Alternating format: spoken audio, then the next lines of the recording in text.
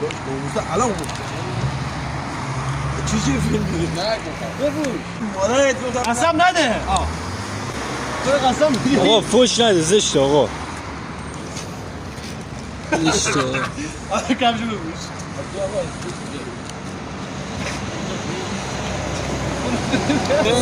تو فوش میدی؟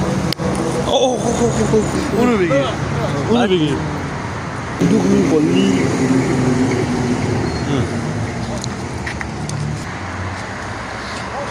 کس